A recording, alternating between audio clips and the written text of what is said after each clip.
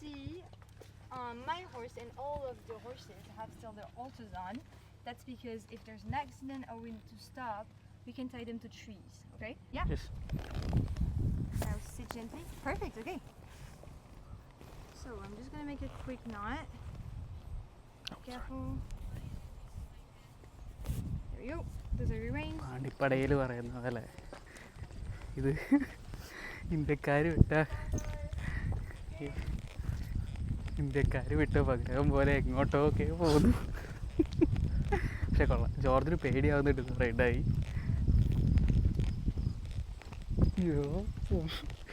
അയ്യോ നിക്കല്ലേ പോ.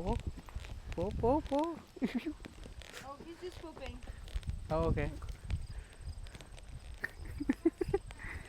അപ്പിട്ടാണെന്നാണ് പറഞ്ഞത്. നമ്മൾ ഹോഴ്സ് റൈഡിങ്ങിന് പോവാണ്. സത്യം പറഞ്ഞാൽ പേടിച്ചിട്ടൊന്നും പറയാൻ പോലും പറ്റുന്നില്ല. ബാക്കിൽ അവനുണ്ട്. സത്യം പറഞ്ഞാൽ അവർ ഇൻസ്ട്രക്ഷൻസ് ഒക്കെ പറഞ്ഞ സമയത്ത് എനിക്ക് വലിയ കാര്യമായിട്ടൊന്നും പിടികിട്ടില്ല. എന്തോ ഒരു ഇതിലാണ് ഫോണ്. നിർത്താനും പോകാനും പറയാനറിയാം, വേറെ ഒന്നും അറിയില്ല. ഒരു വിധത്തിലാണ് പോണത്. എന്താവുന്നൊരു അവസ്ഥ അറിയില്ല. എന്താണ് അവസ്ഥ? എനിക്ക് കുഴപ്പമൊന്നുമില്ല, ഞാൻ പറഞ്ഞൊക്കെ അനുസരിക്കുന്നുണ്ട്. എനിക്ക് നല്ല പേടിയുണ്ട്.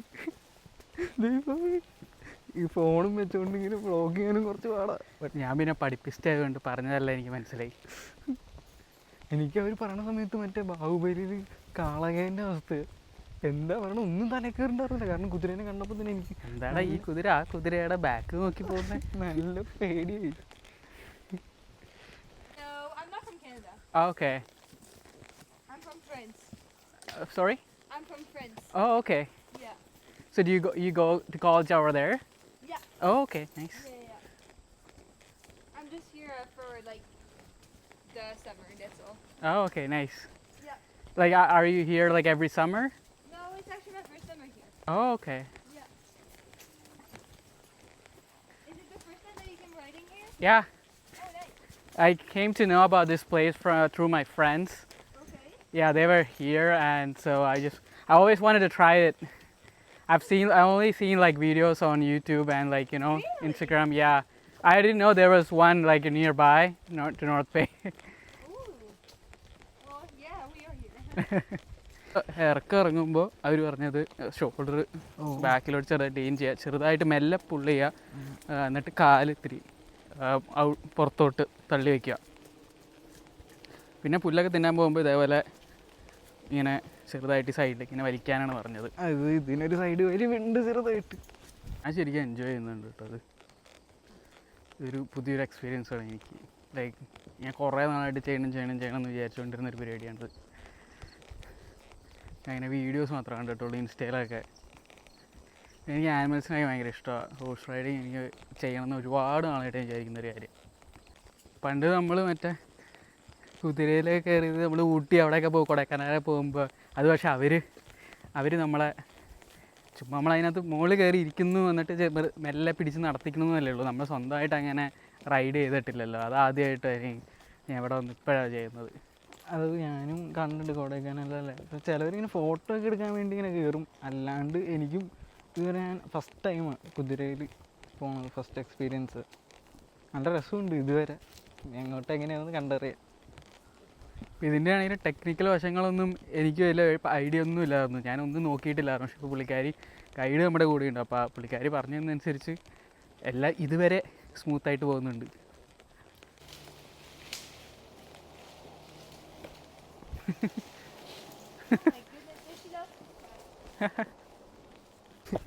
സ്പീഡ് കൂടി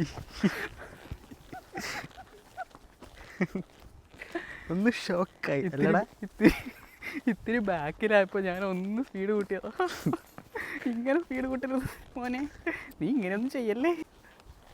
സരികുമാർ പറഞ്ഞല്ലേ കുണ്ടിയെല്ലാം പോച്ച്. എടാ ഇവന് മൂഡ് സ്വിങ്സ് ഉണ്ടെന്ന് തോന്നുന്നു. ഇടയ്ക്കിടയ്ക്ക് ഇവൻ്റെ ഭാവം മാറ്റും.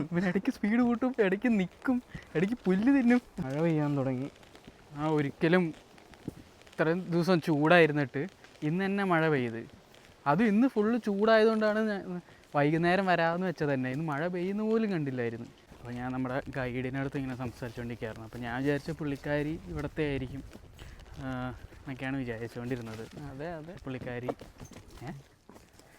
പുള്ളിക്കാരി ഇവിടെ ഉള്ളതല്ല. പുള്ളിക്കാരി ലൈക്ക് ഞാൻ വിചാരിച്ചൊന്നും ഈ റാഞ്ച് ഓൺ ചെയ്യുന്നത് അവരുടെ മക്കളോ ആരെങ്കിലുമൊക്കെ ആയിരിക്കും എന്ന് വിചാരിച്ചിട്ടുണ്ടായിരുന്നു. പക്ഷേ പുള്ളിക്കാരി പറഞ്ഞു പുള്ളിക്കാരി ശരിക്കും ഫ്രാൻസ് നിന്നാണ്. അപ്പോൾ ഇവിടെ സമ്മറിൽ വന്നതെന്നാണ് പറഞ്ഞത്. ഞാൻ വിചാരിച്ചു ഓക്കെ ലൈക്ക് മേ ബി പഠിക്കാനൊക്കെ ആയിട്ടോ എല്ലാം ഫ്രാൻസിൽ പോകുന്നതായിരിക്കാം. അപ്പോൾ പുള്ളിക്കാരി അത് പഠിക്കാനാണ്. പുള്ളിക്കാരി ഇങ്ങനെ എക്കണോമിക്സ് അങ്ങനെ എന്തോ ആണ് പഠിക്കുന്നത്. ഇനി അവന് റേഷൻ കാർഡിൻ്റെ ഡീറ്റെയിൽസും കൂടെ അവന് ചോദിക്കാനുള്ളൂ. ഇവിടെ പറഞ്ഞു തീർക്കട്ടെ അത്. പുള്ളിക്കാരി ഇതേപോലെ പക്ഷേ പുള്ളിക്കാരി 14ാമത്തെ വയസ്സ് തൊട്ട് ഹോഴ്സ് റൈഡിങ് തുടങ്ങിയതാണ്. അപ്പോൾ ഹോഴ്സ് റൈഡിങ് ഒക്കെ ഭയങ്കര ഇഷ്ടമാണ്.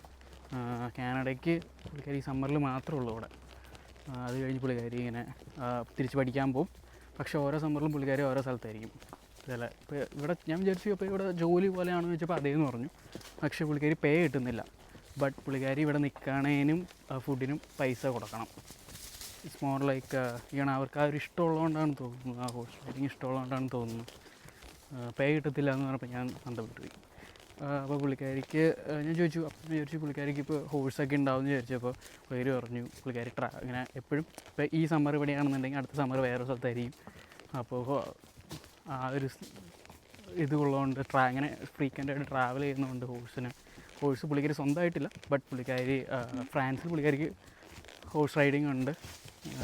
അവിടുത്തെ റാഞ്ചിൽ പുള്ളിക്കാരിക്ക് ഒരു ഹോഴ്സ് ഉണ്ടെന്ന് പറഞ്ഞു. പുള്ളിക്കാരി റൈഡ് ചെയ്യുന്നൊരു ഹോഴ്സ് ഉണ്ടെന്ന് പറഞ്ഞു. എനിക്ക് ഭയങ്കര ഒരു അടിപൊളി ഇതായിട്ട് തോന്നി.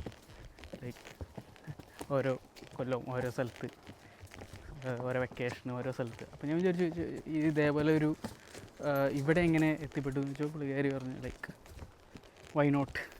പുള്ളിക്കാരി ഇങ്ങനെ കണ്ടു, അപ്പോൾ വൈ നോട്ട്. അപ്പോൾ ഇങ്ങനെ അടിപൊളി ഒരു ക്യാരക്ടറായിട്ട് തോന്നി പുള്ളിക്കാരി. ഓ ഇവന് ഇടയ്ക്കിടയ്ക്ക് തിന്നാനായിട്ട് ബ്രേക്ക് എടുക്കണം. മതിയടാ വാടാ. ഇപ്പം ഞാൻ ഒരുപാട് ബിഹൈൻഡ്. എന്നെയാണെങ്കിൽ മൊത്തം കൊതുക് അടിക്കുന്നു. പറഞ്ഞാൽ കേൾക്കുന്നുണ്ടായില്ല. Hey, not listening. I was like, stop. She's like, walking. I was like, no, you stop. പുള്ളിക്കാരി പറഞ്ഞിട്ട് പുള്ളിക്കാരുടെ വോയിസ് കേൾക്കണ്ടായില്ല.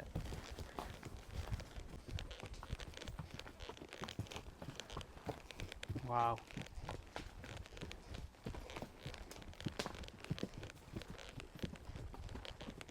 അങ്ങനെ സക്സസ്ഫുള്ളി നമ്മൾ തിരിച്ചു വന്നിരിക്കുകയാണ്, കേടുപാടൊന്നും കൂടെ.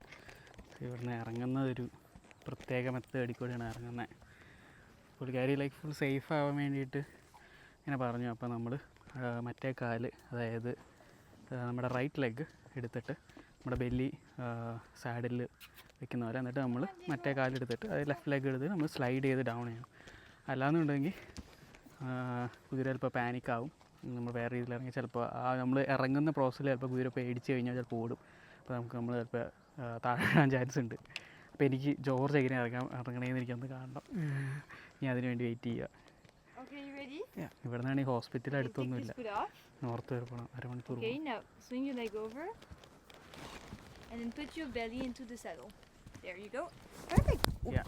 Yeah, you got it. അപ്പോൾ എങ്ങനെ ഉണ്ടായിരുന്നടാ? നല്ല എക്സ്പീരിയൻസ് ആയിരുന്നു. ആദ്യമായിട്ട് ഹോഴ്സ് റൈഡിങ് പോകുന്നുണ്ടായിരുന്നു. പക്ഷെ അതിൻ്റെ ബുദ്ധിമുട്ട് ഉണ്ടായിരുന്നെന്ന് വെച്ച് കഴിഞ്ഞാൽ ഈ ഗട്ടറൊക്കെ വരുമ്പോൾ ഉണ്ടായിരുന്നു. എന്നാലും ഞാൻ പ്രതീക്ഷിച്ച അത്ര പാടായിരുന്നില്ല. കാരണം പുള്ളിക്കാരി കൂടെ ഉള്ളതുകൊണ്ടാണ് കേട്ടോ. ഒറ്റയ്ക്കായിരുന്നെങ്കിൽ പെട്ടുപോയാൽ. അവിടെ ഇവർ പറഞ്ഞത് ഇവർക്ക് മന്ത്ലി വീക്കിലി ഒക്കെ ക്ലാസ്സുകൾ ഉണ്ടെന്നാണ് പറഞ്ഞത്. പ്രൈവറ്റും ഉണ്ട്, അല്ലാതെയും ഗ്രൂപ്പ് ലെസൺസും ഉണ്ടെന്നാണ് പറഞ്ഞത്. ഹൈ സൺഫ്ലവർ ഊതേ സൺസെറ്റ് ആവാറായതുകൊണ്ട് നല്ല രസമുണ്ട് സ്കൈ കാണാൻ.